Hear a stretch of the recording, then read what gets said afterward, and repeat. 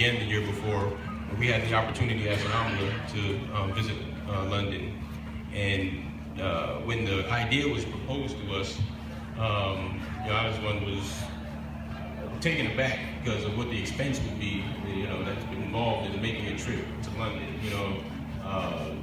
Up to that point, I had gone once, and it was for the Janazah prayer of Khalifa Rabi and the inauguration, and had never gone before, and just the idea of it was just, just financially, it just seemed so much.